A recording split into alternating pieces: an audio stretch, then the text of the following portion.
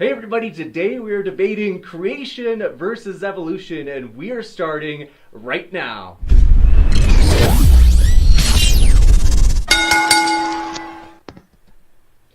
Hey everybody, stoked to have you here for this special debate. This is going to be a great time. Whew, I'm excited. My heart is beating right now because I'm so pumped up. My goal in this whole channel of the goal of the channel is I was just telling Godless Engineer, we want people to feel welcome. So if you are a Christian, atheist, Muslim, postmodernist, whatever you are, we're glad you're here, and we'd love to get to see you again. If you enjoy this content, feel free to consider hitting that subscribe button. We're excited you just saw a trailer for a debate with Dr. Michael Brown and Digital Hammurabi coming up. So very excited for that. But am I as excited as I am right now for this debate right now? What could beat it? So I want to let you guys know the links are down in the description. If you're like, man, this is really interesting. I've never thought of that before. I want to check his stuff out. Well, it's conveniently right down there in the description box, so you can click on their link and see their channel. Or maybe you're like, oh, that's standing for truth. I can't take it. Well, you can go click on that link, troll him all you want at his channel. So with that, just want to give the speakers a chance to kind of share what they've been up to at their channel. Just give you a little taste, so like maybe just a couple sentences about things that they're excited about at their channel. And then we will jump right into the format I'll explain for the debate, and then we'll get right into the discussion. So with that, Godless Engineer, first time here, thanks so much for coming on. We appreciate you spending your time with us. If you want to share what you've been up to at your channel, we're all ears. Yeah, so, over on my channel, I do atheist-related content as well as science-related content. A lot of that's kind of based on the flat Earth discussion and responding to those. But we also do like evolution kind of content and just atheist related, like the religion topic sort of content, where I do response videos, and we even have a Bible podcast where we're reading through the Bible front to back right now. So we do all that. We also have like memberships over there. We got the Skeptic Mafia and everything. So it's a really great time over there on the GE channel. You bet. Well, we're glad you're here, and I can tell you, just from watching some of Godless Engineer's content, he's got a good sense of humor. I think, hopefully, I'm confident we'll see it tonight. He is self-effacing kind of guy. So, also, standing for truth, thank you for coming. We really appreciate you being here, spending your time with us. If you want to share what you've been up to at your channel, we are all ears. Awesome. Well, thanks for having me again, James. It's always a pleasure. I'm sure the audience is getting bored hearing all about my channel. I think this is maybe my 10th time on here, but just the usual stuff, lots of discussions, videos, primarily debunking atheism, evolutionism, debates, got a couple debates coming up.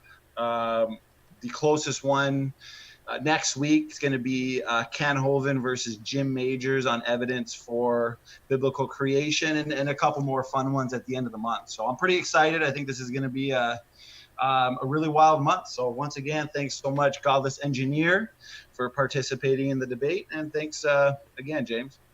Yeah, you bet. Well, stoked to jump right into this. So here we go. This is the format: 10-minute openings, then 5-minute rebuttals, a 25-minute discussion section, and then 4-minute closings, followed by 25 minutes of Q&A.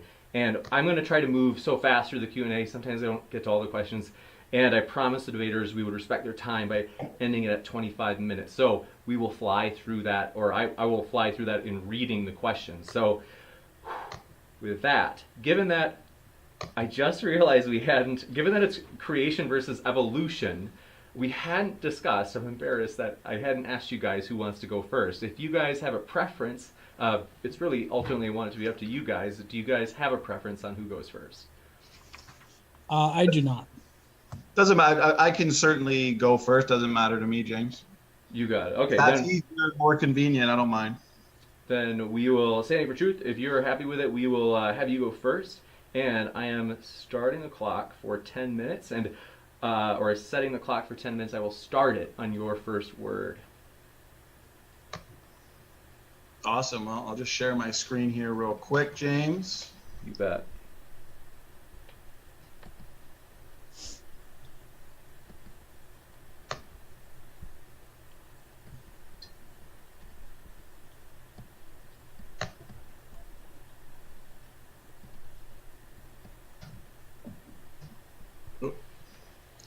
Let's get these out of the way and we should be good.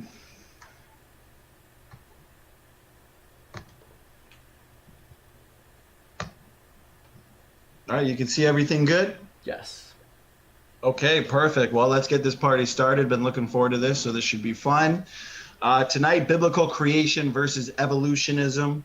Creation, Adam and Eve, the fall, and evidence. We constantly hear that there's no evidence for biblical creation and that evolutionary theory best explains our origins. For example, this quote from Frank Zindler from a debate with William Lane Craig, I believe it was, perfectly sums up the importance of defending biblical creation. What he said was, the most devastating thing, though, that biology did to Christianity was the discovery of biological evolution. Now that we know that Adam and Eve never were real people, the central myth of Christianity is destroyed. If there never was an Adam and Eve, there never was an original sin. If there never was an original sin, there is no need of salvation. If there is no need of salvation, there is no need of a savior. And I submit that puts Jesus, historical or otherwise, into the ranks of the unemployed. I think that evolution is absolutely the death knell of Christianity. A literal Genesis. Is this really true, this quote? Is there no evidence for biblical creation, Adam and Eve, and a literal Genesis? Genetic evidences for Genesis. There are three main events in Scripture, in Genesis to be specific, that we can address with modern genetics. The events are the creation of Adam and Eve, the flood of Noah, and the Tower of Babel. The Bible tells us that it's the history book of the universe. Starting with this as a basic assumption, we can test the Bible to scientific discoveries and see how well this fits. The Bible tells us that Adam is the father of all people. Genesis 2:7 says, and the Lord God formed man of the dust of the ground and breathed into his nostrils the breath of life, and man became a living soul. We see no evolutionary history of mankind here. There is not even a hint at fish to fisherman, bacteria to biologists, evolution in this verse. According to the Bible, we were made perfect and in the image of God. Genesis 2:21-22 says, and the Lord God caused a deep sleep to fall upon Adam. And he slept, and he took one of his ribs and closed up the flesh instead thereof. And the rib which the Lord God had taken from man made he a woman and brought her unto the man. We started with two people, one man and one woman. And these are very significant statements about genetics. Genesis 9:18-19, we read, and the sons of Noah that went forth of the ark were Shem and Ham and Japheth. And Ham is the father of Canaan. These are the three sons of Noah, and of them was the whole earth overspread. Like I said, the Bible tells us that it's the history book of the universe. Evidence here that refutes evolutionism and confirms the Bible. All human beings are profoundly similar genetically, and this points directly to Adam and Eve. If you only started with two people, that restricts the diversity today. Over deep time, it's obvious that any large population will most certainly accumulate enormous numbers of mutations, resulting in enormous amounts of genetic diversity. This is a serious problem for evolutionary theory because it is now clear that mankind has very limited genetic variation. While the observed low genetic diversity is a massive problem from the evolutionary perspective, this is most certainly expected and predicted from the biblical perspective. The Bible predicted this thousands of years ago. From the biblical base model, we all come from just two people, obviously, Adam and Eve, as we've read in the passages before in the previous slides. This obviously means that limited diversity is easy to explain. Like I said, the Bible predicted this. This means the death and demise of the evolutionary bottleneck theory and the evolutionary out of Africa theory. It is now clear and evident that there exists a singular female ancestor of all humans, which is referred to as mitochondrial Eve, and her basic DNA sequence is easily discernible and detected in humans alive today. And it is not more similar to a chimpanzee, contrary to what the evolutionists would have you believe. There is also clearly and evidently a singular male ancestor of all humans alive today, referred to and known as Y chromosome Adam. His DNA sequence is largely known, and contrary to what evolutionists believe, it is not at all similar to that of chimpanzees. Look at Noah's flood. What does this tell us? This story tells us that all people should be closely related. It tells us there should only be a few mitochondrial DNA lines as Shem, Ham, and Japheth's wives, and only one Y chromosome since it's only Noah. His three sons would have inherited his Y chromosome. and we should have significant evidence of rapid population growth. It turns out that this too is exactly what we find in modern genetics. This all did not have to be true. More predictions. The Tower of Babel account. We have found a single dispersal of all people in a relatively recent past traveling in small people groups into uninhabited territory through the Middle East. They call it the Out of Africa story, but these are all biblical-based predictions. Icing on the cake for biblical creation, more and more evidence. I can go on all day. Humans are fundamentally different from all other forms of life when we consider genomics and functionality. We see that genetic change is actually down and not up. We are therefore devolving due to mutation accumulation. Information in our genomes cannot arise via mutation and natural selection, as we now know that there exist multiple overlapping codes in our DNA. All you have to do is picture. Just imagine receiving an email and finding that it has 3 totally different messages, where you get one message when you read it normally, one evident message when read in reverse, and one when reading every other letter. This indicates data compression at the highest level, which extends far beyond any computer program ever written by man. And we're just beginning to understand the DNA language. The junk DNA era has been completely overturned and is no longer a valid form of evidence for evolutionists.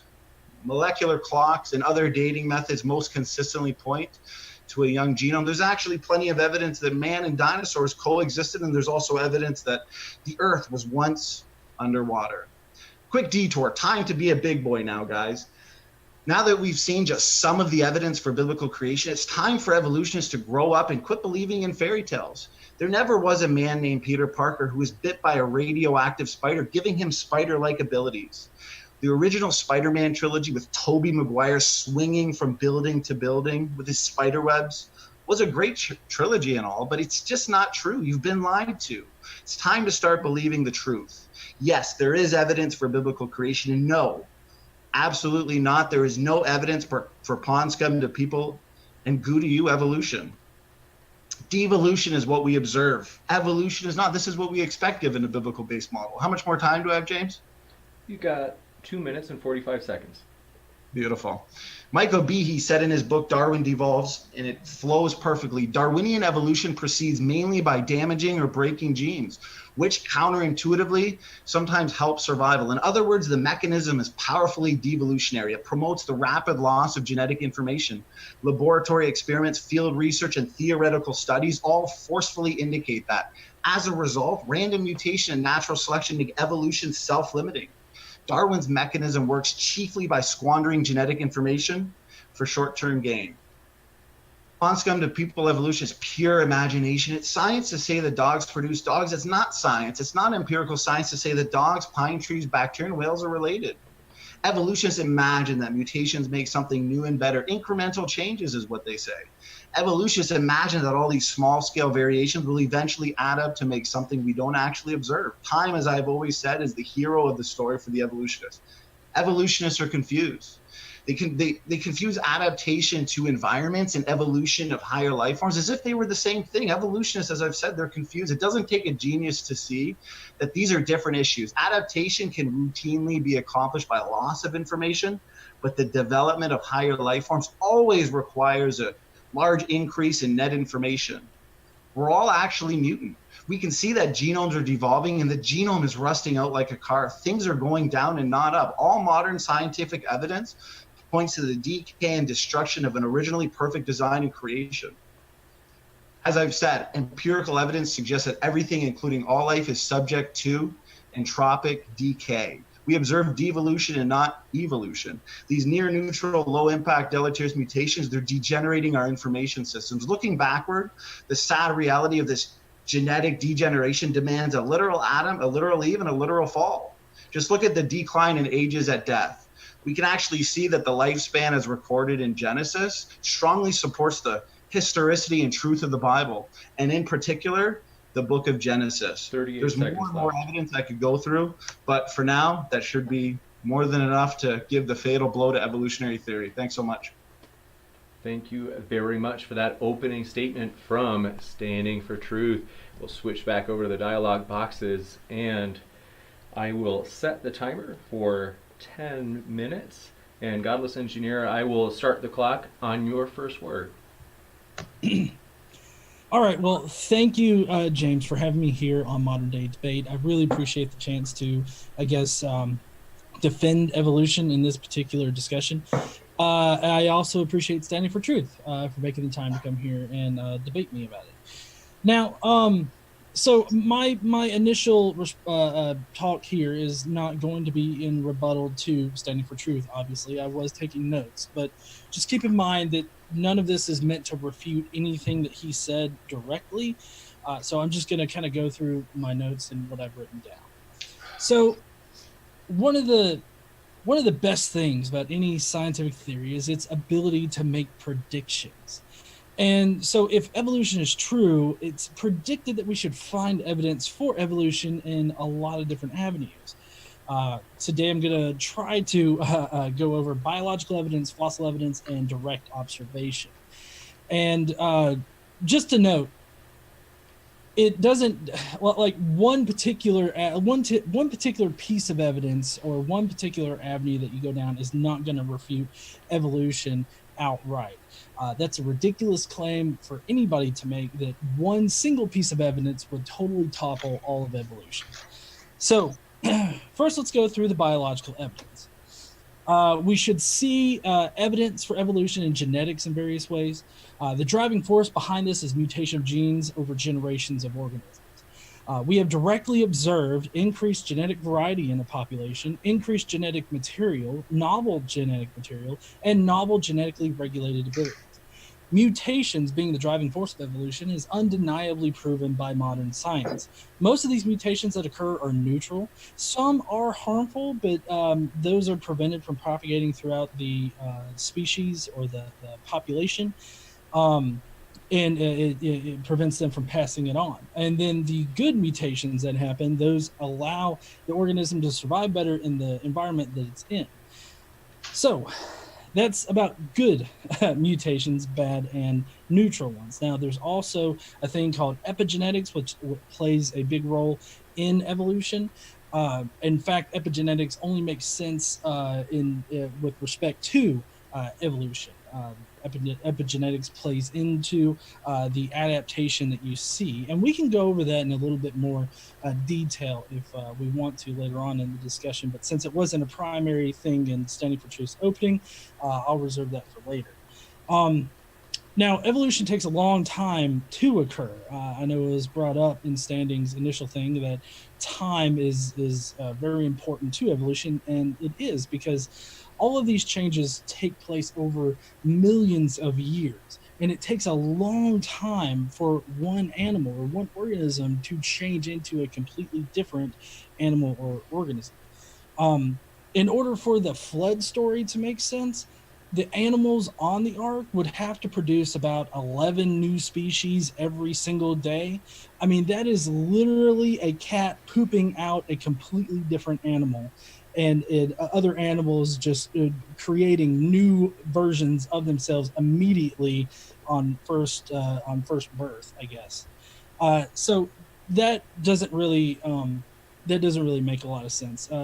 So as far as the biological evidence goes, one big question that I have for Standing for Truth is, what do you mean by like a loss of specificity or a loss of information when it comes to genes? And also, what does genetic degradation actually look like? Because I'm really confused by those concepts, and it seems like you don't really have a very well-defined idea of what that actually means. Now, to go on to fossil evidence, there's a lot of fossil evidence for evolution. Our fossil record clearly shows an indication of different species temporally following each other through time. As mentioned before, we know whales, I mentioned that in my epigenetics talk thing, but whales evolved from quadruped ancestors that were land animals. And we know this because of the vestigial limbs that we find in both whales and dolphins. Now, evolution has also predicted that the fossil record would show different organisms living at different times. The geologic column is a perfect example of this. this. The geologic column is a product of uniformitarianism. Uniformitarianism means that changes in the Earth's crust during our geological history have resulted from the action of continuous and uniform processes. This is how we actually observe everything to operate in reality for as long as we've been taking notice. But this results in fossils of animals appearing in specific layers of Earth that correlates to the time frame they lived in. And it seems reasonable enough, right? Uniformitarianism is the only viable explanation for why fossils are found where they are found. Considering the other explanation is that during a worldwide flood, multiple different layers of rock were laid down neatly on top of each other, and then each layer only contained certain types of animals. I feel like it's more probable that uniformitarianism and the geologic column being laid down over time is the actual situation. Using evolutionary theory and the geologic column, there have been numerous fossils that were predicted to be found and were subsequently found, like the transitional fossil between teethed and baleen whales. Tiktaalik's fossil was found in the same manner.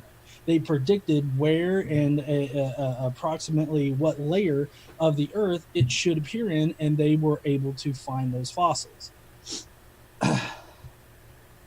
Now, we also have direct observation, which evolutionary theory has a lot to predict. Now, in 2016, there was an experiment on bacteria by the Harvard Medical School that shows bacteria adapting to higher and higher concentrations of antibiotics. Now, evolutionary theory also predicts that flightless island birds descend from the nearest land-dwelling bird species, and that every island would have a species of flightless bird that is specific to that island. And this has found out to be true. Evolutionary theory has also predicted a number of different transitional fossils that were later found. We have also been able to predict specific traits that exist in these transitional fossils. And so how much time do I have, James? You got 3 minutes exactly. 3 minutes. So if I can use this last few minutes to kind of go over, my whole point of this intro right here was to prove that evolution provides a predictable model that allows us to actually see things in reality, or to find things, or what to expect out of reality. And the reality of the situation is that evolution is true, and it does happen. The bacteria experiment proves that. Now, I would like to say that the use of evolutionism to make it some kind of like ism or ideology, I think, is quite disingenuous on Standing for Truth's part. Evolution doesn't ever try to talk about origins, like abiogenesis or anything like that. Evolution is just the change in a population of organisms over time, and that results in different species and just the diversity of life that we see. He also said that if there was never an Adam and Eve, that Christianity would be destroyed. I disagree with that. There's a majority of Christians today that don't consider Adam and Eve to be a historical people, and yet their faith is still intact, and Christianity is just fine. I think that you can take those as metaphorical and just be fine with it. He also said that the Bible is a history book of the universe. I would like to really disagree with that, considering the fact that the Bible says that God spoke everything into existence, or he just turned a light on, or anything like that, when we actually know that after the Big Bang occurred, it was a few 100,000 years after that when the first light actually started. So it seems to me like it's not actually a history book of the universe. That's on top of all of the other problems that I have with Genesis and the Bible in general. Most of Standing for Truth's front end of his argument was just for the Bible tells me so. And I'll end with this, that if God did in fact make all of us and everything like that, then he laid down all of the evidence to point us in the direction of evolution. So that would make Standing for Truth's whole position a unfalsifiable narrative, meaning that you can't falsify anything he says, because he's always got an excuse for why it's that way, and his excuse is God did it. And you can't come to truth by just saying God did it and explain it away like that. So I believe I'll end there. You bet. Thanks so much. And next up, for the rebuttal phase, I have set the clock for 5 minutes.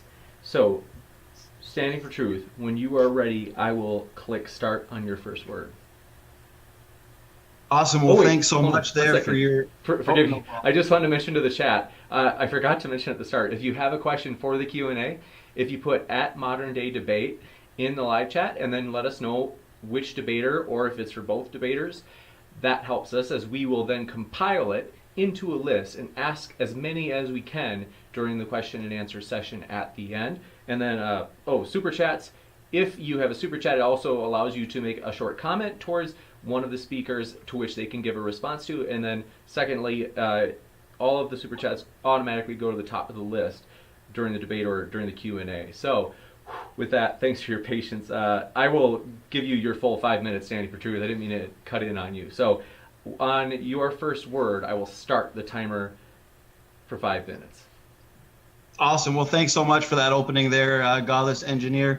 So I'll get right into it. It sounds like deep time is his rescuing device. That's kind of what I gathered from that opening. The more time we give Ponscum to evolution, Ponscum to people evolution to work its wonders, the more organisms become extinct. You know, time is not the hero of the plot for the evolutionists, as they'd like you to believe. It's actually it's actually the enemy. And he talked about epigenetics, but epigenetics doesn't actually add new novel information in any way, shape, or form. It's just basic adaptation, and that's really it. You know, no new novel and meaningful information is gained. Only a gene is expressed, a pre-existing gene, of course. So I'd have to ask him to name, a single beneficial mutation, say in man, that's not somewhat deleterious, because for the most part, the ones he could point to, they're really just based on an epigenetic tag, and they're not actually beneficial mutations. When it comes to his species argument about 11 species per day, that's actually wrong, because number one, we only started to document these speciation events the last century. And, we can go deep into the created heterozygosity hypothesis and talk about the speciation, what makes more sense of the origin of species, either the creation model or the evolutionary model in our discussion period. But the fact that we've just begun to document these speciation events, we actually don't know the real speciation events. And we've actually made testable predictions based on this model that we can get into, that we actually look to, genome functionality. Faster mutation rates, for example, in the past, due to the bad environmental, conditions of post-flood, would lead to rapid speciation hundreds of years after the flood. But in short, most species today already formed in the past. So the 11 species per year is not really an argument at all. And like I said, we look to the created heterozygosity hypothesis. God encoded these pre-existing functional DNA differences into the created kinds, into Adam and Eve, and through processes such as gene conversion, recombination, that could lead to new species quick. And like I said, he talked about testable predictions, and of course the gold standard of science is making these testable and falsifiable predictions. And we've made it on mutation rates, we've made it on DNA function. So I'm sure we can actually talk about that. We're past the whole, God did it thing, because of the many testable and falsifiable predictions that we've made. For example, the tree that I always show, that Dr. Nathaniel Jensen has derived based on mitochondrial DNA, that points right back to Noah's 3 daughters-in-law, makes testable predictions on the stamp of civilization. So we can also talk about that. Another thing I got written down here was his fossils and Tiktaalik and whales, for example. I mean, fossils are just circumstantial evidence that actually requires a theory to account for it. And when it comes to the information loss, we can look at, shifts from heterozygosity to homozygosity. We can look at the fact that we accumulate 100 new mutations per person per generation. We can look at deletions. There's many different ways that we can actually calculate the information lot in a species. And he talked about how, mutations, a lot of them, they're not harmful, they're neutral, but that would misunderstand the entire point of, for one, genetic entropy, and two, neutral mutations in general. Because yes, most mutations are neutral from the perspective of the organism's physical fitness, right? The phenotype, of course, but all mutations they must have effect on the genetic content, which is the genotype. So in no way are mutations truly neutral. All must have an effect on the genotype. 49 seconds. So 49 seconds. So if you look at Tiktaalik, the claimed tetrapod traits, they're consistent with many living and extinct lobe-finned fish species today. And with the recent discovery of the Poland tetrapod tracks that actually predates Tiktaalik by nearly 20 million years, the evidence couldn't be any more clear. Tiktaalik is a bottom-dwelling lobe-finned fish. It's not actually a missing link to land animals. It's also important that creationists also predict and expect nested hierarchies. They expect mosaic creatures like Tiktaalik, like platypus, for example, and whales, the presumed, transitional forms he talks about, Pakicetus, Ambulocetus, Rhodocetus, they're highly questionable. 6 seconds. The claim that these are all whale precursors is actually based more on speculation, storytelling, and wishful thinking. Thanks, James.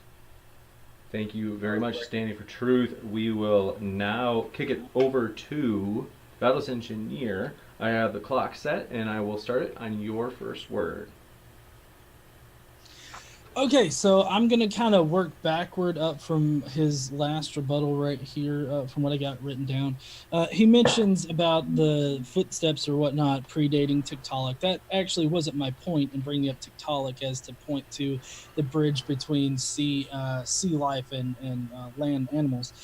My point was that evolution, it has a predictable model, and using the evolutionary model, they were able to predict where to find it and at what layer. So that validates evolution as being a good scientific theory for explaining like the diversity of life, because we are able to predict things, using it. So that was the point in that. He said that there's no neutral mutations really, that it's all really deleterious or whatever. That's actually not true. I would say that any mutation that's neutral would be one that has no bearing on the fitness of that particular organism or that particular species. And there are scientific studies that have been done that show these neutral mutations and how they're mostly neutral. All of the mutations, the 100 that he talks about per generation, most of them are neutral. There are some that are bad, but those don't get carried throughout the organism. The good mutations that are shown are carried throughout it. Like, he wants an example of this, and I would say that our vision in general is a good way to know that these good mutations do happen. Because most mammals have poor vision. And so us having the color vision that we do and everything like that, that's actually a genetic mutation that happened in our particular lineage. There's a lot of other things like lactose tolerancy, our ability to drink milk and milk products. That was a mutation. Another thing is the color of your eye and, stuff like that. So there are good mutations that have helped us in one way or another, or just exist. Like, for instance, the color of the eye. I would say that those are probably mostly neutral, especially now, mutations, because those don't actually help us survive or anything like that. Let's see. He claims that fossils are circumstantial evidence. I would highly disagree with this, because he also cast doubt on the whole deep time and how that's kind of a sort of a saving grace for evolution. And it's not a saving grace for evolution, it's just part of our reality. I mean, in order to disagree with deep time and fossils in general, representing things in our past, you would have to forego like a lot of different scientific principles, like radioactive decay. Radioactive decay, allows us to actually gauge how long something has been around. And there's multiple different versions of radioactive decay. It's not just the carbon dating that everybody likes to hear about. There's also other ways to date things that are in the millions of years old, and that's how we actually date the fossils. You can either date the actual fossil or the rock that it's contained in, or you can look at the geologic column and see at what level it is in the geologic column and get a good idea of right about the time when that animal died. And those corroborate each other, obviously. He talks about Noah's 3 daughters being like some kind of like mitochondrial ancestor or whatnot. If you actually go to the Wikipedia page for the I forget what they're called. I'm sure Standing can let you guys know. It's the L, M, and N things. If you actually go there, L was first. That's mitochondrial Eve, if I'm not mistaken. And then if you follow the tree down, M and N come in on the 3rd level, and those are only split off of the middle, like L3 and 4 or something like that, genes. So I mean, it doesn't really make a lot of sense for those 3 women at the exact same time to be representative of all those 3 things. Not to mention the fact that those particular genes date back way farther than 6,000 years. 20 seconds left. Okay. He talks about genomic decay and the loss of information. I still didn't hear a good explanation as to what this information is, or how, or what it would look like for something's DNA to decay or degrade. I still don't know what that actually means. So if he could enlighten me about that. Thank you very much. Also, DNA is not a code. Thank you very much. And with that, we will move into the 25-minute open discussion. So this is always my favorite part. It's exciting, engaging, and setting the timer for 25 minutes. The floor is yours, gentlemen. Awesome. Well, you know what? I think, I appreciate your rebuttal there. I think a good way to start it, since it's probably going to, consist of a large portion of our discussion, would be, because I heard you say that, evolution for the most part, at least biological evolution, would mean, a change in allele frequency or gene frequency in populations over generations. Would you agree with that as a valid definition for biological evolution? Well, yeah, I think that's specific enough, I guess. I mean, do you believe that there would be any types of limits to that, like whether it's genomic, physical limits? Like, do you believe, let's say, do you believe you can get a dog, say, ever as big as, say, an elephant or a whale? We know there's animals that exist that are as big as, say, elephants and whales, or even a dog as small as, say, a flea. We know there's insects that exist that are as small as a flea, like a flea. So do you believe there's any type of limits to the change?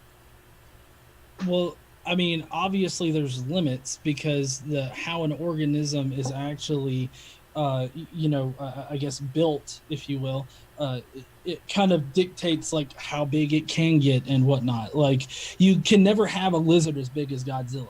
That's fantasy, obviously, but there's a lot of different limitations to that size. Things would have to work differently. But I also think that, just like with the fact that there are elephants and there are whales, if dogs started changing in that direction, they would just develop differently and be able to be that big, and they would no longer be dogs. Right. So let's just say, if we look at what's empirically verified, like if we actually see, so I imagine you believe that, dogs, elephants, whales, pine trees and fleas are all related through common ancestry. But if we see, dogs today producing a variety of dogs, like obviously you got dogs that can adapt to heat, dogs that can adapt to the cold, but you're never going to get a dog to grow wings and fly. It's just not in the genetic code. You can believe something like that. Do you seriously think that's what evolution is? Evidence. Go ahead. I mean, do you seriously think that that's what evolutionary theory says?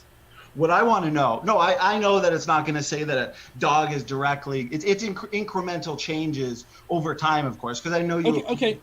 Can I, sorry to interrupt, Standing, but I need to know, why then would you characterize it as such a dramatic change if you know that's not what evolution is? That's a straw man fallacy. This is basic like logic here. Well, I'm It's a sorry to straw interrupt you. No, man I don't believe it's a straw man, because at some point you believe there is a single-celled organism that evolved into a multi-celled organism, a fish, an amphibian, a bird, a monkey, a man.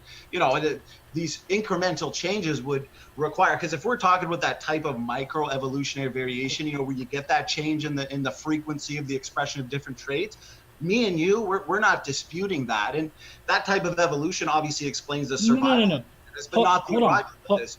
If we see dogs produce dogs, how can you say that a dog today came from something that was non-dog long ago and far away? Like, where's your empirical evidence for it?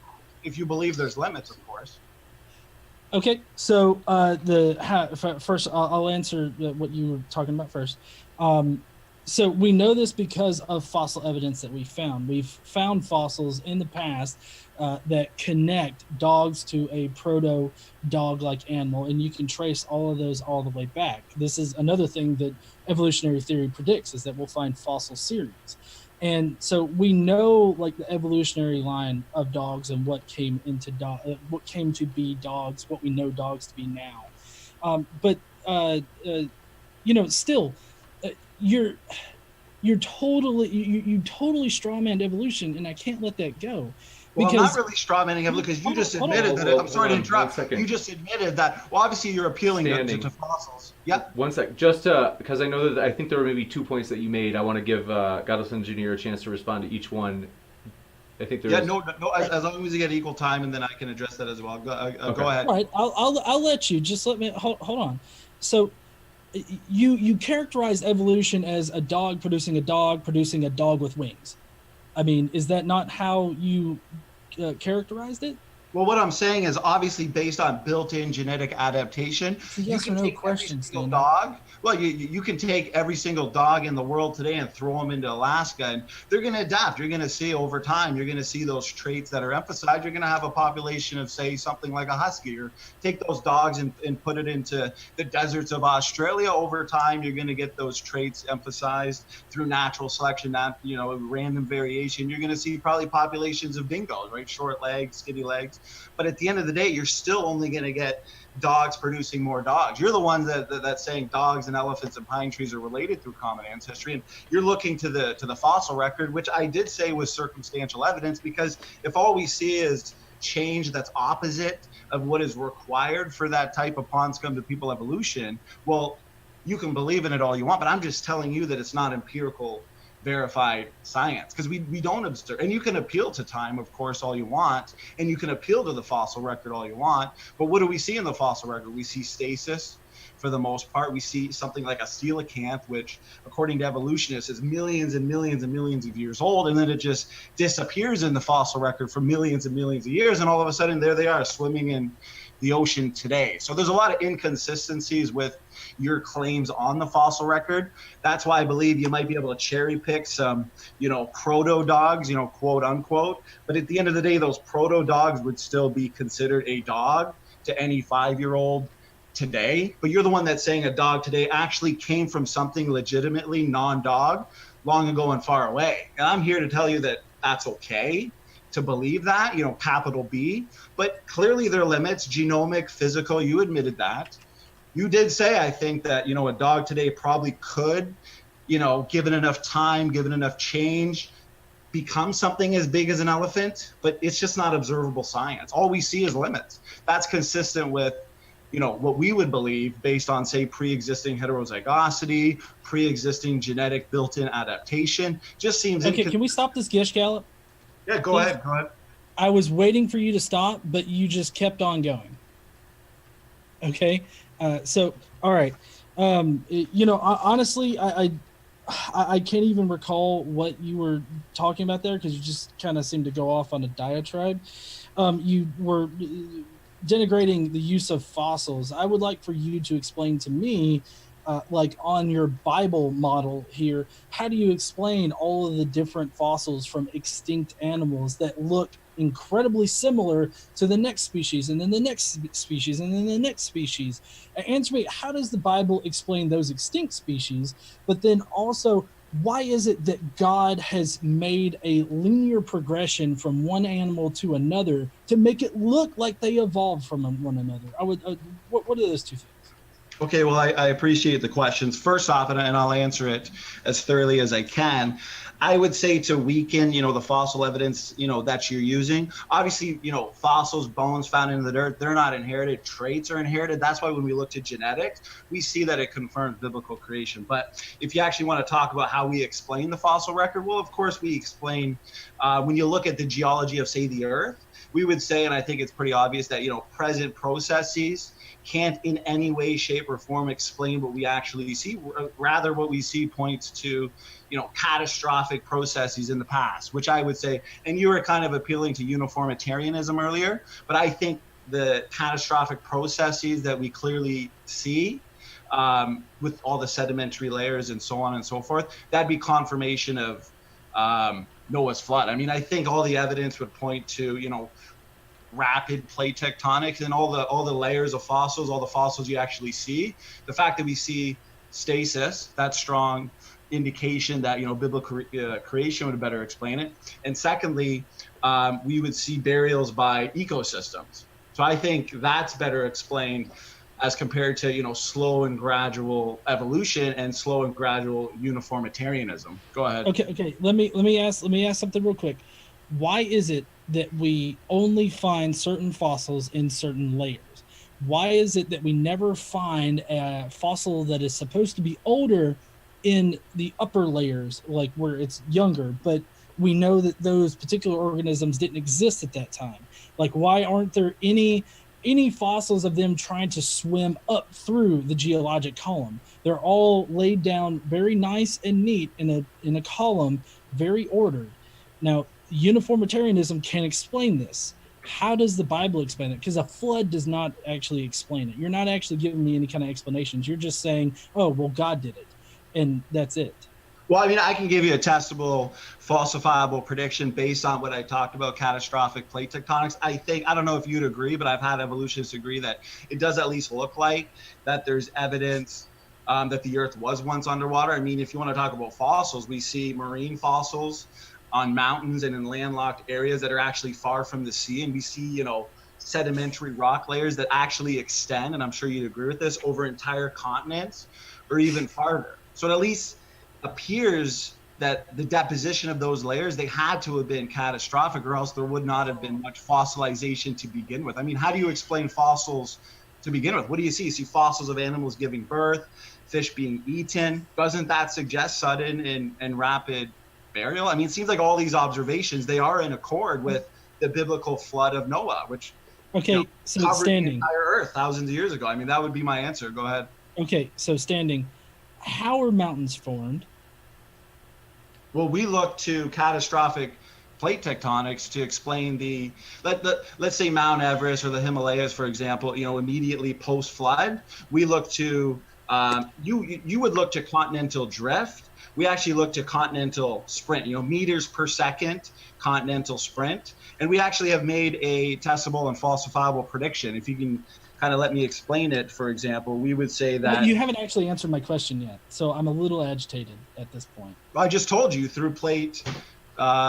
Okay, well, see, that's I mean, catastrophic plate tectonics is not how mountains are formed. Mountains are formed slowly over long periods of time when exactly. But as the plates. That's how you think they're created. No, this is how saying we looked at catastrophic plate tectonics. We looked at slow uniformitarian tectonics. I don't want you to misrepresent me. Sorry, just want to make sure you give him a chance to respond, Standing. I just don't want to be misread. He's saying that mountains are formed from slow uniformitarian processes. I'm saying they're formed from fast uniformitarian, and I've actually made a testable falsifiable prediction. Mountains do not shoot up from the ground, Standing. Mountains formed by the uplifting and collisions of the plates as a result of catastrophic plate tectonics that I'm talking about. I mean, all rock layers have ripple marks, meaning there was a global flood in the past, and the flood sorted animals by ecosystems. Like I said, sea creatures first, then land creatures, as you would expect in a flood. That's exactly what we see. And I've got a testable, falsifiable prediction that has been confirmed to give you evidence for everything I'm saying. I mean, I can either give it to you or not, but the evidence seems to correlate perfectly with the flood of Noah. I mean, I've answered your questions. You just don't seem to like it because you still have that uniformitarian assumption. Unfortunately. Oh, you mean the mainstream science explanation of it? Yeah. Well, the thing is, high mountains cannot reach that high unless a catastrophe with meters per second movement, not slow, gradual inches per second per year like you're talking about. What evidence do you have for that statement? That, man. Have you seen a mountain form immediately, like right in front of you or something like that?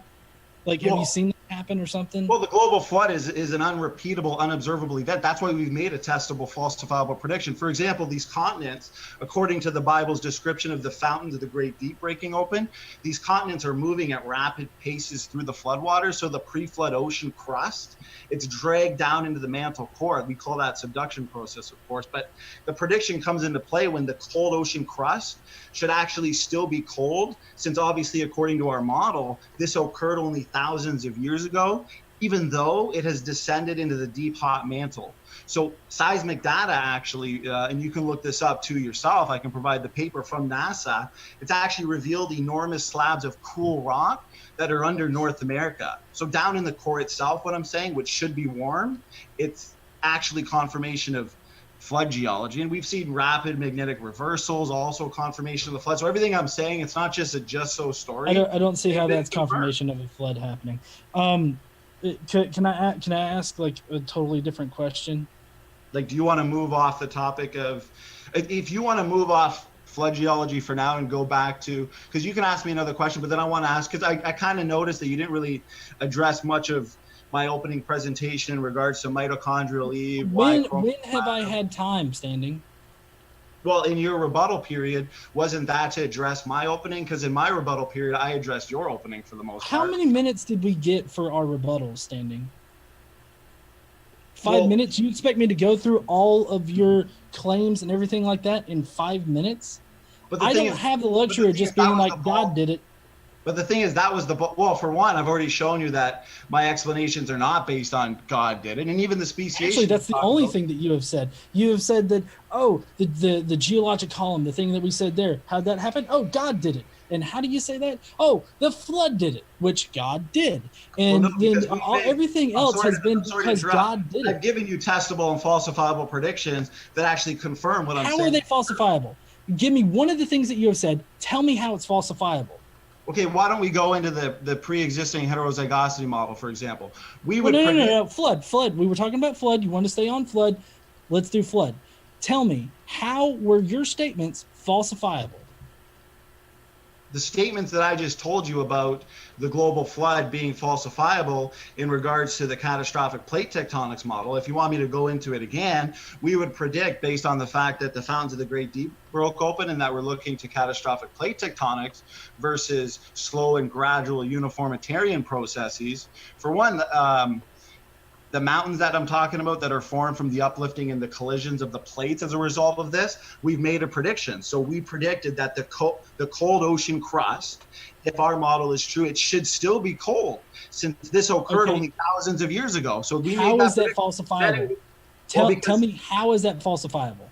It would be falsifiable if we were to test that, okay, as we made the actual prediction about the cold ocean crust being still cold, because it's only occurred thousands of years ago. If that wasn't true, it actually was warm or hot like it should be down in the core itself, that would falsify the actual theory. But what we've seen based on seismic data from NASA, it's revealed enormous slabs of cool rock under North America. So that was a confirmation of catastrophic plate tectonics. I mean, it's right in the Bible, fountains of the Great Deep.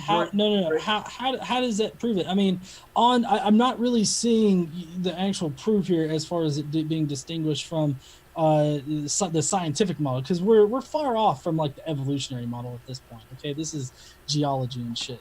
So now, how is that different from the evolutionary model or the scientific model in general? Because on the scientific model, the Earth formed 4.5 billion years ago, and then the Earth's crust cooled sometime later. Obviously there's a lot of storytelling. Hold on. I'm not finished, Standing. I'm not finished. I want to hear what you got to say, but let me finish. And then it cooled, and then like the oceans eventually came about, and continents and everything like that, and then plate tectonics were there, which there are actually still like lava that spews out from the seabed floor on occasion. That's how some islands were even formed. So I'm trying to figure out here how that particular prediction is actually in favor of your model and against the regular scientific model, because I just I don't really like I don't see you refuting the current Okay. scientific model. I just see you planting your flag saying, "Oh, this proves God." Okay, well here, let me go. So you're the one that brought up fossils. You're asking me, how do I explain the fossil record? How do I explain the geology according to my model? Then we talked about mountains, and I'm telling you that high mountains cannot reach that high unless a catastrophe with meters per second movement, according to the catastrophic plate tectonic model, were to occur, not the slow, gradual inches per second per year that you're actually talking about. I've given you a testable prediction that's actually been confirmed, and you can actually look at the articles that actually support this seismic data. So I'm explaining to you how, I mean, obviously we veered off of, say, genetics and evolutionary theory, towards this, but I've now given you a testable prediction based on the fact that the fountains of the Great Deep break open, the earth is fractured like an eggshell. We look to this model of catastrophic plate tectonics, and there's your confirmed prediction. So in regards to that, that would confirm flood geology. If we want to look to genetics, if we want to look to, go ahead. I don't know how much more I can. I mean, you asked for evidence. You're the one who brought up in your opening, science, empirical science. It's all about testable and falsifiable predictions. So that's what I'm. Actually, I didn't say anything about that. I said that one of the key factors of any scientific theory is its predictability, the ability of the model or the theory to predict things that we would find in reality. That's what I actually said. Well, okay, let me ask you in regards to, say, evolutionary theory, predictability, how much of our genome would you predict or would you say is functional? Like, do you have from what I've heard from evolutionists, it's a maximum of between 10 and 20%. Do you have a number that you can put on that? Well, I mean, if you're just going to answer the question that you just asked me, I don't even know why you're even trying to get an answer out of me. Well, because what I'm saying is pointless to ask a question and then immediately give my answer to it. I'm not saying that is my answer, because honestly, I don't know. And it's fine for me not to know. But the fact that however much of our genome is functional or whatever, that doesn't dispute all of the other evidence out there. It doesn't dispute anything, actually. It's just a statement that I don't know is even true. Well, no, because genetics is actually where we can look to verify the competing hypotheses, and DNA function. That's a good point to bring up. Explain the loss of information.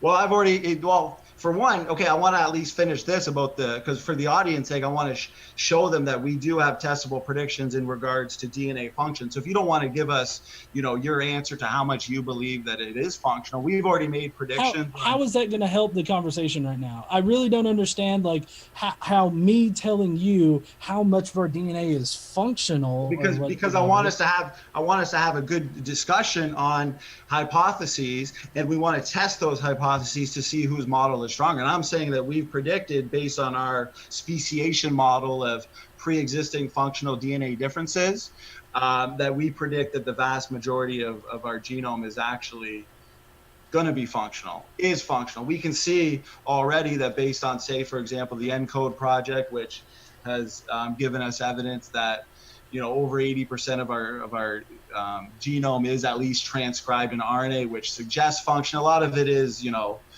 preliminary, but certain developmental windows were not tested during that. So we've actually put on paper this hypotheses and the predictions that flow from it. So you can actually go in the lab and test it yourself. That's why I'm asking you, okay, so we've made this prediction. The vast majority of our DNA differences, whether it's nuclear DNA differences, mitochondrial DNA differences, are functional. You can make a prediction as well, and then we can go test it, and that's what science is all about. So that's why, if you don't think that that's going to progress our discussion, we are talking about models here. So I think we should put forth competing explanations and hypotheses and then test them. Would you not agree? I don't understand how we can test them here just for us. I mean, I am not fluent in that particular part of genetics. So maybe I can get back to you later. But what I can tell you right now is that whatever point that you're trying to make right here is not actually going to help you in the genetic debate. Because I mean, can you please? I just really need to know before we're done with this conversation, what exactly is a loss of information concerning DNA, and also what does genetic degradation look like? Okay, so if you want to get into that, I'm just going to add the other portion by saying that, and then I'll answer that question directly. Is the fact that evolutionists predicted a genome of junk, while we predict high levels of function, and now the trajectory is pointing us towards high levels of function. For example, as ENCODE has revealed. So I'm just saying that our model. I disagree with everything that you just said, because I really don't think that is what evolution predicts. Genome of junk. So, well, of course, evolutionary leftovers, genome fossils, of course, that's what they predict. But we can move on if that's what you'd like. So if you're looking at, what was that? Did you say something? If Godless Engineer is finished, then I'll not interrupt you. Otherwise, if there was something you wanted to add, I just want to make sure that he got to have his say back as well. No. How much time do we have in the discussion portion? I just want to make sure we got enough time for this. Minute 15. Okay, then for that exact question, we know it's a fact, and hopefully you agree with it, that we transmit a small amount of mutations to our children. It's generally known that the mutation rate is now 100 mutations per person per generation. How much of those is near neutral and neutral is debatable, and we could probably talk about that for hours and hours, but we can actually look at certain mutations like duplications, inversion mutations, deletions. We can look at shifts from 45. I've got a list. Forgive me. Just so Godless Engineer gets the last 45 seconds or so of the live discussion, I just want to interject. Just forgive me. I know that you're trying to give a response. I'm sorry. I just want to make sure that it's roughly fairly balanced. No problem. So to make it short, to measure, information loss, we can look at shifts from heterozygosity to homozygosity. We can look at deletions in the genome. A deletion in a genome implies that something has been lost. And I know it's an evolutionary tactic to avoid the fact of genetic degeneration by saying, well, what does that mean, loss of information? Well, we know that all mutations are deleterious. We know that beneficial mutations are overwhelmingly rare. I mean, everybody admits to that. So that is what we see as a loss of information. Go ahead. I'll give you the remaining time. Scott, about 45 seconds. Okay, so actually everything that he said there about genes, mutations, everything is completely wrong. I still don't know what loss of information means, because it's a lot like saying, oh, Diet Coke is a loss of information from regular Coke. It's not different. It's not a loss of information. They're just different things. They're different chemicals. And that's basically what it boils down to, is that genes or DNA is a chemical.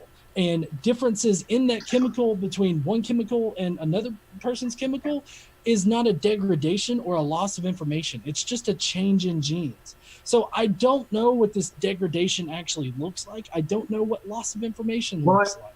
Okay, well, if you want to deny the fact that a deletion of a DNA letter is not a loss of information. Standing, I'm sorry. We'll let you respond during your closing. I know that you have a response, and that's why I feel terrible. I know that each of you guys always has a rejoinder in the barrel ready to be shot, but I just want to make sure that we keep on going with the format. With that, we do have 4-minute closings, and we had started with Standing for Truth. So Standing for Truth, if you want to carry your conversation right over into that format, you're welcome to. I will set the timer for 4 minutes, and the floor is yours. Awesome. Okay. Well, you know what? Evolutionists like Godless Engineer here, they have to avoid the fact of admitting that, there is genetic degeneration, because evolutionists, they assume that mutations, for example, that they're the creator, but we know they're the destroyer. Mutations are not construction, they're destruction. That's what we see. They assume that these mutations have a net neutral effect, which we now know is wrong. And the major problem here, and he gave us some examples of, lactose intolerance and all these things, which can all be explained either through a loss of information, and he wants to know what a loss of information, for example, what that is. But the best beneficial mutations, they're mostly reductive. I'll give them an example. Sickle cell anemia, for example, it has a significant impact, but it's a broken gene, it's a broken protein. In the long run, it's not taking things forward. If he wants to take his fish to fishermen, if he wants to take his particles to people, he's going to have to take things forward. There needs to be a net gain in information, and all we see is a net loss of information. For example, natural selection, no one disagrees with that. Beneficial mutations, of course, are mostly reductive, as I've shown here with sickle cell anemia. If it's a broken gene and a broken protein, that implies a loss of some kind. So it's an evolutionist tactic to avoid the obvious data by asking, questions like, well, what is a loss of information? I mean, that is exactly what we see, is 100 new mutations per person per generation. Beneficial mutations are rare anyway. Sometimes I just say, you know what, give them 1 or 2 beneficial mutations, because 1 or 2 rare beneficial mutations are not going to counterbalance the information loss. He did bring up, I'm trying to touch on everything. He did bring up, radioisotope dating, and that's used to date igneous rocks. And these are rocks which, form when hot molten material cools and solidifies. And the radioisotope dating, for example, the clock, it starts when a rock cools. And once the rock cools, there's assumption there that the more atoms can escape, and any daughter element found in a rock will be the result of radioactive decay. But the dating process then requires measuring how much daughter element is in a rock sample, and then knowing the decay rate. For example, uranium into lead or potassium. But these are all based on assumptions, okay? Obvious, unknowable assumptions. For example, the initial conditions of the rock sample are accurately known, or the amount of parent or daughter elements in a sample has not been, altered by processes other than radioactive decay. I've given actual evidence in genetics, bones found in the dirt, they're not inherited. Traits are. I've given, testable, falsifiable predictions on flood geology, catastrophic plate tectonics. What do the rock layers show? Ocean waters flooded over the continents. Evidence? Well, we see marine fossils in rock layers covering the continents, widespread, rapidly deposited rock layers. More evidence, the rock layers that, can actually be traced all the way across continents and even between continents. And I look to the ENCODE project that 38 seconds. How much? 30 seconds? 38 seconds. 38 seconds. Hopefully in his closing, he can actually address, the evidence that I gave about a literal Adam, a literal Eve, the 3 major haplogroups. I mean, these 3 LMN, they're unique. They're separated by small differences, and the lines radiating out, they're long, indicating, more differences. And we've made predictions based on the placement of the L. And all of genetics points to a biblical-based model and points away from an evolutionary model. Thanks so much, James.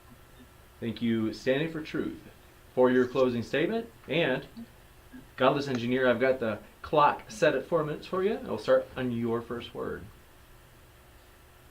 All right. So I think that mostly what I've heard here tonight, which Standing will disagree with, is basically God did it. God made all of these things in the ways that they are, and therefore, because the Bible says so, it is so. And I feel like that's what his argument boils down to. And any of his supplemental evidence or information is only used to back up the biblical model. And so that's why I feel like he's using a lot of pseudoscience here in order to justify his position on the matter of evolution. He wanted me to go over like the Adam and Eve thing. It's funny that he mentions that, because there's actually not enough genetic diversity in only 2 individuals for spawning an entire population of a species. So you're going against a lot of genetic information, like a lot of genetic studies and a lot of basic science that you would have to forego in order to make the assumption that there literally were only 2 humans that started out and created by God or whatnot. And if you disagree with that, which I'm assuming that you do, they're Standing for Truth, then I would want you to tell me, what does the perfect human look like to you? Starting out, what did Adam and Eve look like exactly? That they were so perfect that they were able to, spawn an entire population of organisms just off of them 2. Also, I would love to hear exactly how that population, like that repopulation effort worked there, both for Noah and for Adam and Eve. But anyways, Standing for Truth likes to speak of DNA as if it were a computer system or a computer language. DNA is chemistry. And so it is bound by the laws of chemistry and therefore acts in a chemical way. So the information that he's talking about here are different chemicals that appear in DNA. And there's a lot of different processes that go into how DNA is both read and generated and copied and all of that. And so him saying that it's information, like it's some kind of like computer code, is really disingenuous and does not actually represent what DNA actually is. I didn't hear any good explanation as to what a loss of information is. He brought up sickle cell anemia, which is a genetic mutation that results in a disease that is not survivable. But I mean, I would lump that into the bad mutation part, with whatever kind of extra things that may come with sickle cell anemia. If it affects the survivability, it would be considered a bad mutation and detrimental to the organism. A minute 5 left. 5 seconds? No, it was a minute and 5 seconds. Oh, minute and 5. Okay. So I didn't really hear a good description of what genomic decay is, or any what like gene degradation is, or what does it look like for an organism's genes to degrade. I mean, honestly, you would expect to see, like, I guess, a lot more of genetic diseases and stuff come about, maybe. But even then, on the evolutionary model, you would expect to see those types of changes in a population, especially with how many people there are on the Earth, and the fact that we've moved into an era of humanity where natural selection no longer has a direct effect on our survivability. So, another thing is that he uses this genetic entropy, like I was talking about before, and one of the foremost proponents of it, Sanford, actually acknowledges that experiments have not borne any data that indicates genetic entropy. Excellent. We are just in time, so thanks so much, Godless Engineer, for your closing as well. And we will now move into the Q&A. So forgive me if I think I've caught every question. So forgive me if I haven't, but I'm really confident we're like staying on it pretty well.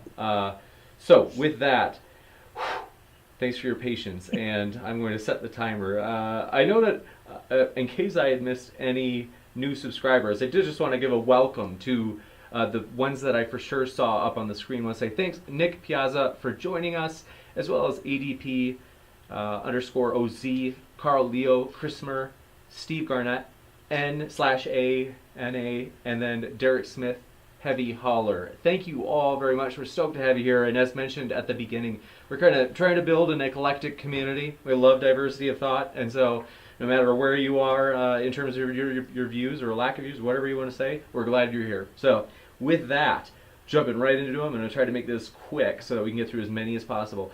I'm Sorry Wilson said, thanks for your super chat. We appreciate it. They said, so a dog from a non-dog would prove evolution, or would it disprove it? Who's that to? Is it me or? I'm not sure. If you both want to respond, you can. But I wasn't sure myself. Well, I mean, as far as evolutionary theory goes, dog to non-dog would take place over a lot of generations because of the buildup of mutations that occur in an animal. Plus, if the animal changes environment, that can also induce necessary changes in various ways. And so it would take a long time for it to become a non-dog, but eventually you would have an organism that is not recognizable as a dog. You got it. And then Sandy, if you want to respond, you can. Standing, are you alive? Standing? You're muted, Standing. I don't know if you're talking. Oh, sorry about that, guys. Scared me there. No, Sorry. You're like, where'd he go? Yeah, I would just say, obviously, what does empirical science, tell us? It tells us that, dogs produce dogs. And evolutionists will always say, well, of course, dogs produce dogs. The law of monophily, we can never outgrow our ancestry. A eukaryote will never stop being a eukaryote. A mammal will never stop being a mammal. But at the end of the day, that's why they have to appeal to time. When you ask them, well, then do you believe dogs today ultimately came from something that was non-dog long ago and far away? And of course they have to say yes. And then that's when they appeal to their, SpongeBob fairy tale imagination, land of dogs, elephants, and pine trees being related. So I think that's where you jump from, a simple change in allele frequency and populations over time into something that's just not demonstrable or observable. Can I clarify something real quick, James? Yeah, no problem. Okay, so I did notice that there were some people in the chat saying no, it would still be a dog. And that's why I emphasized that it would take a long time for something like that to happen. But like in the case of whales, you have a quadruped land animal that moved into, a more watery area and kept moving deeper and deeper into the water. And then eventually it lost its hind legs. And, we have fossil evidence for all of this. So, I mean, I'm saying that given the correct situation, the correct environment and whatnot, it could eventually change into something that doesn't look like a dog, because whales and dolphins do not look like the quadruped land animals that we see that were the proto ancestors of them. So that's what I was explaining. I was just trying to explain the evolutionary process, I guess. Well, I think if I could just say one last thing, Sorry, Standing. Just because he wanted to make a clarification, I know you have, you always have a round in the chamber ready to be fired. I know both of you guys do. But I'm sure we could go on for another 25 minutes. You're right. Let's see. Canderman, thanks for your super chat as well. He asks, question for Godless Engineer: why do you consistently let him not answer your question? So. Well, I really tried to hold the fire to your feet there, Standing, on loss of information and genetic decay. I still don't know what those mean, but I didn't want to get hung up on one particular thing. I didn't want to get hung up on one particular topic or subject, so it's just a circular argument kind of thing. I did want to move past it, and that required some concessions on my part. In general, as I'm sure Standing felt that he had to make some concessions to move on and whatnot on his. Well, yeah, I do appreciate the fact that I think within the 25 minutes, we touched on a number of things: flood geology, genetics, evolutionary theory in general. So I think that was good. I do obviously believe that I did address, your question of a loss of information in regards to just mutations in general, whether you're looking at deletions, inversion mutations, duplications. You can actually sequence the genomes. You can put two genomes side by side, and you can see reductions in fitness. For example, you can see a shrinking function. I'm so sorry. I know that I hate to do this just to get through as many questions as possible, Standing. I hate to do that. I just wanted to force that out. Sorry, James. We're going to try to jump forward. Brian Stevens, thanks for your super chat. And also Tech Satan, if I'm pronouncing it right, thanks for subscribing. We're glad to have you here. I saw that. You're right. So Brian Stevens asked, he said, this is true, and since it's true, it's falsifiable. I wasn't sure what he was referring to. If either of you know, let him say. Well, okay, go ahead, Godless Engineer. Oh, I was just going to say, I think that he was simplifying what Standing was saying, being that, I'm saying this is true, therefore it's falsifiable. He was breaking it down to its simplest components. Well, and the thing is, that whole, God did it, or even if you're looking for a cure for cancer and you just say God did it, like, of course that's not going to advance science. And that's why, we've made very precise, very specific testable predictions. I'll use one example: mutation rates on the most divergent of African people groups, the Khoisan peoples. They haven't been measured. We've actually made and put on paper a direct prediction on what their mutation rate will be.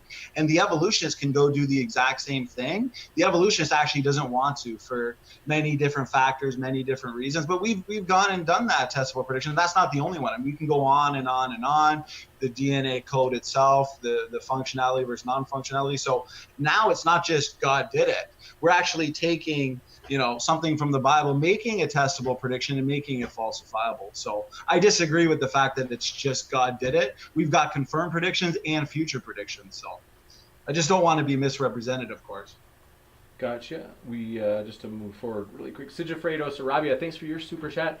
They had said, so God made the earth, and God was like, hold up, this thing is boring, it needs more things. I'm going to put dinosaurs on that dirt, dinos on that dirt. Then he was like, why did I put dinosaurs on that earth? I think they're trying to say, like, why would God make dinosaurs and then kind of like regret it later? Well, I don't think he regretted. Why would they go extinct? He regretted who's that question to?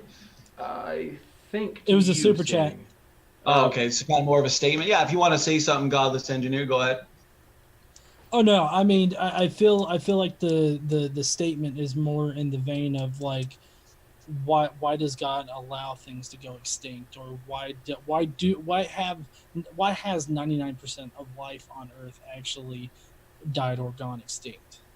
Well, exactly, and that's why, according to the biblical based model of the fall, the fact that the Bible records a time when people had extremely long lives, and we look to mutation, low impact mutation accumulation to explain the lifespan decrease of, say, early biblical characters. So based on the fall, that's why we see this death, degeneration, extinction. That's what we would expect, devolution in regards to a biblical based model. But evolution, predicts and expects the exact opposite of that. So that's why it's contradictory to all known empirical evidence. Dinosaurs, they would have been brought on the ark as well. That's why you see all these, dragon stories, legends of dragons, Alexander the Great, Marco Polo, St. George, story after story, legend after legend. You see hieroglyphics, artwork, pictographs. Even in the dictionary, I think hundreds of years ago, next to the word dragon, it said now rare. I mean, how do you explain that? The Leviathan, the Behemoth. Sorry to cut in. I know that you've got a lot to say, but I just want to, just so we can get through as many questions. Did each of you get to respond to that one? Yeah. Okay. Barry Switzer, thanks for your super chat. He said, standing for truth, you aren't making testable, falsifiable predictions. Those are simply ad hoc statements.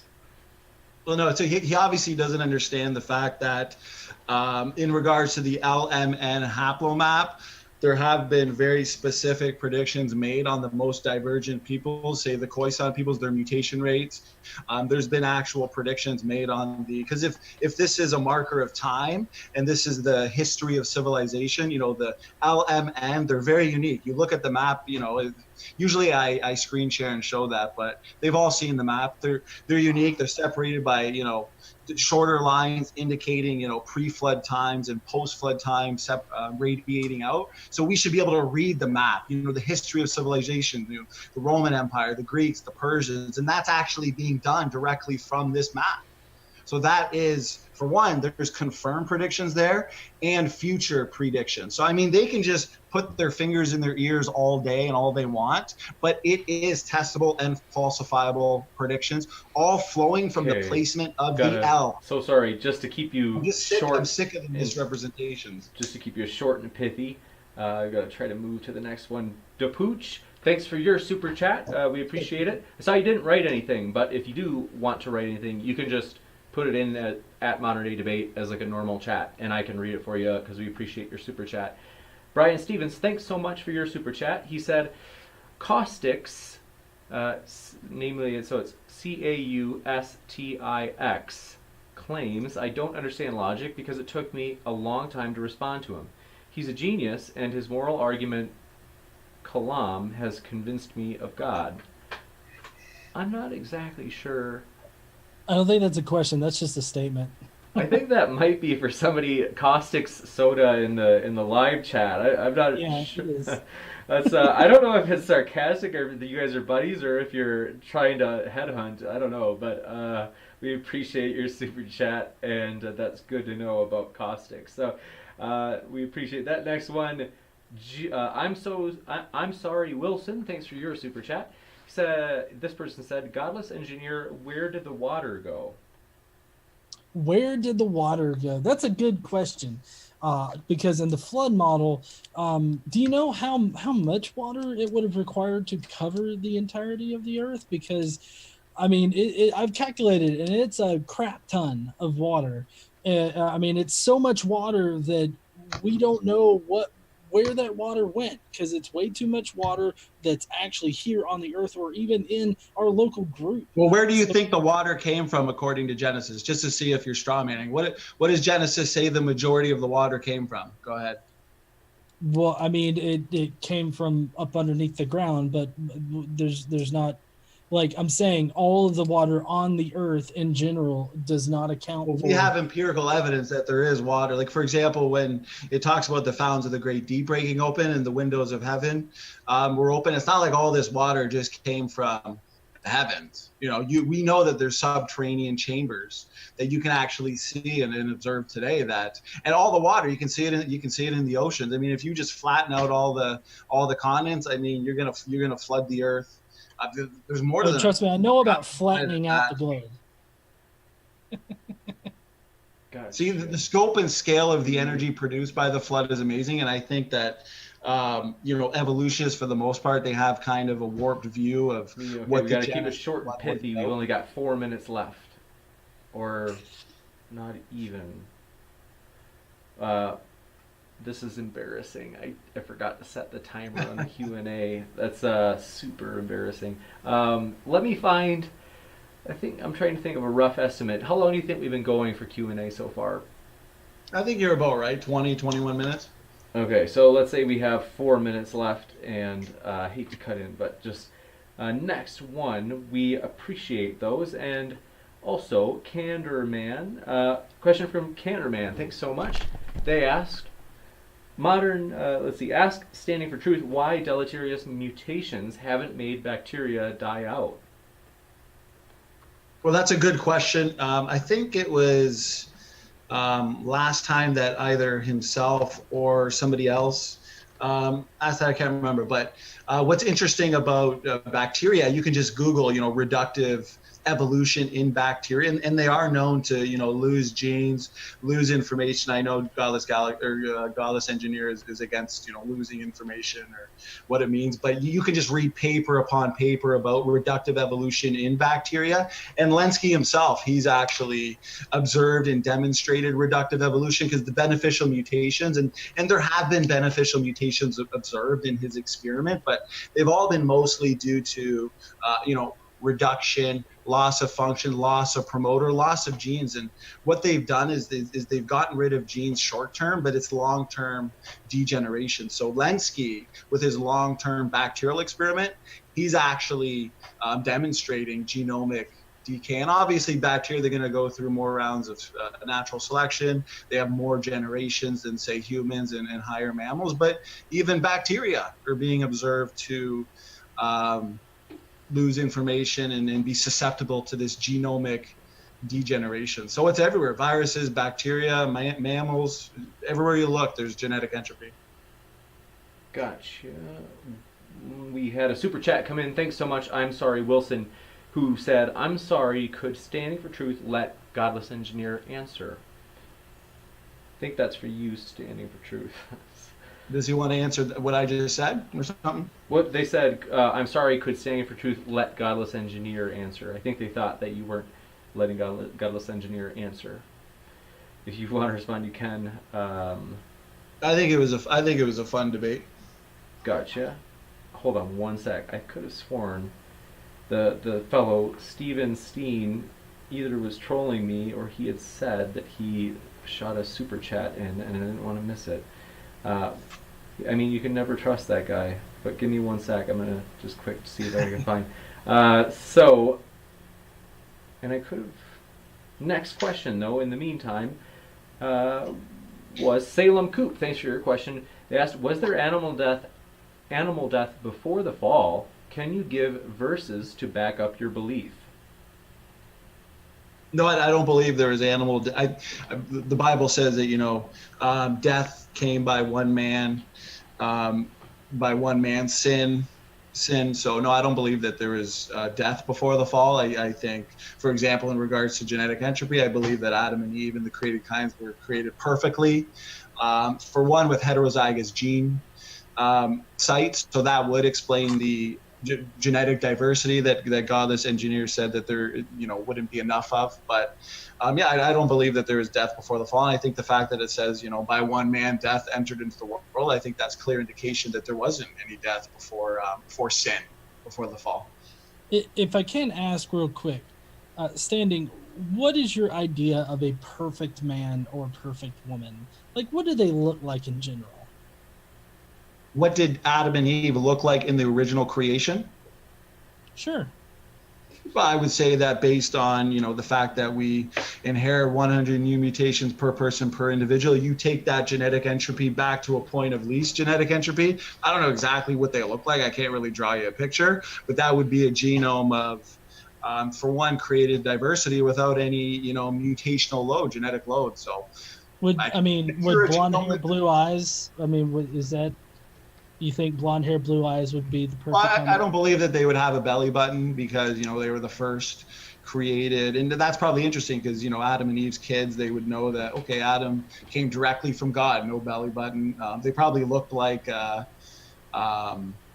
if you were to do, like I always say, if you were to do blood tests and then weight and height, you're going to get evidence for, say, a young person and evidence for an old person. I say that's what we see in the universe as well. If I can just cut in, forgive me, just so sorry, Sin, just to be short. Good question. That's a good question. To keep you short and pithy, we had a super chat. Stephen Steen did give a super chat. I missed this one. I'm sorry about that, Stephen. He said, James hands down won this debate with his smile. That's very sweet, Stephen. You have no idea how much that means. Let's see. Sigifredo, thanks for your super chat, Stephen. And also, Tommy Fuller, thanks for your super chat. They said, modern day debate out, standing for truth, why do creationists change subjects so often, i.e. biology, geology, cosmological, abiogenesis? That's a good question. I think it's because trained creationists, we study and we research various subjects, while a lot of evolutionists you discuss, it seems like they want to stick to just one thing. And if you venture off to something else, they'll kind of say, well, I don't know much about that kind of thing. But they're the one promoting evolutionary theory, and yet they'll say things like, well, I don't understand genetics, all that much. Well, then why are you making all these videos, promoting evolutionism, debunking biblical creation? So I just think well-trained creationists, they're well-versed in a multitude of subjects. I think it's a good thing. I think it's an asset. And then a quick follow-up question from Tommy Fuller, and thanks again for that super chat, Tommy, who asks, standing for truth, what is created kind? And kind they put in all caps. I think they're asking, what is a created kind? Or what?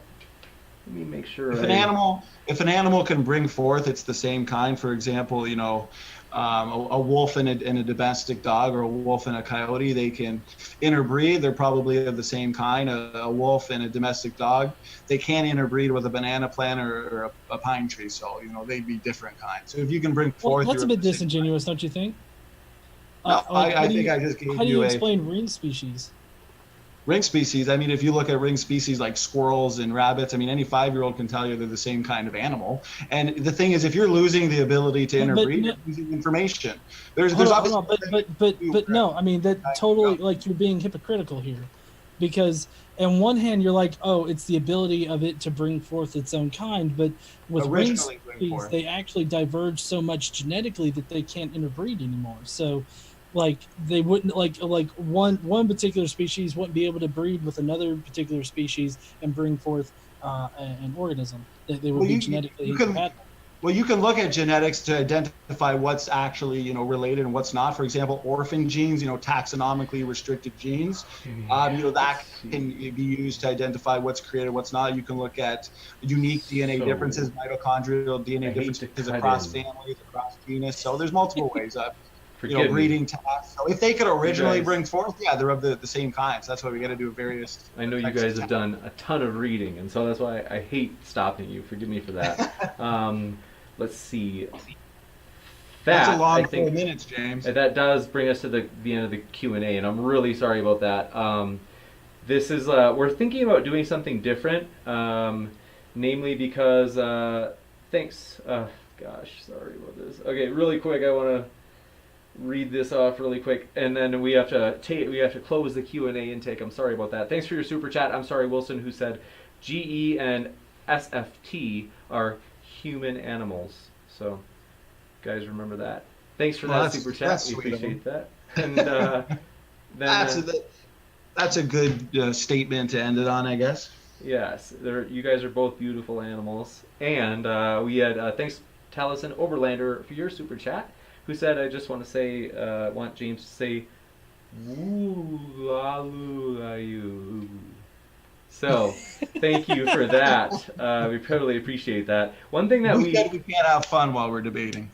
Yes, this has been fun. One thing we're contemplating, because I know that we sometimes have a challenge. We have a ton of questions, and they're awesome questions, and then it's like, I kind of want feedback, because sometimes we get super chats and we read those first, and I'm kind of like, and sometimes we run out of time for the questions in addition to that come after we read the super chats, and that's something that some people have said, like, hey, especially for people who don't have super chat in their country, because if we sometimes read only super chats because we have a limited time, that's like, I'm like, oh yeah, it's not very fair for them. So let us know. We're going to try to think about how to handle that, because we only got through like a few questions at best from the question list after the Q&A, and so we're working on that. Maybe we would intersperse the super chats. I don't know. It's harder for us to go longer, but we'll try to figure out what we can do about that. But thanks for all of your questions and super chats. I want to say thanks so much to our debaters, though, the speakers. We've totally appreciated their time and their energy. This is a superb debate. I not only did everybody in the chat enjoy it, a lot of positive feedback. This is thrilling. So we really appreciate that. And if anybody wants to host an after show, let me know. We can put it in the description, and then we can even announce it if you want. And so thanks so much. With that, I want to say again, one last thank you to our debaters. Thank you for being here, guys. Thank you so much, James. And Godless Engineer, I want to say thanks for, maybe it got heated at times. I think it was fun. It was nice that there was, over 200 people watching. It's all about giving them a good show. It's all about having a good time. So I enjoyed myself. I enjoyed debating you. So maybe we can do it again one day. And thanks a lot, man. No, thank you, James, and Standing for Truth for having the debate tonight. I really appreciate it. And I thought that it was a really good discussion. I really enjoyed having it. Absolutely. Well, thank you guys. And with that, hope everybody has a great night. I totally appreciate you being here. And then we hope that you take care.